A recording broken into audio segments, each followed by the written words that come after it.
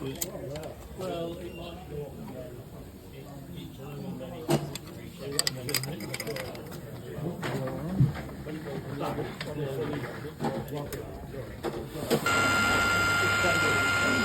it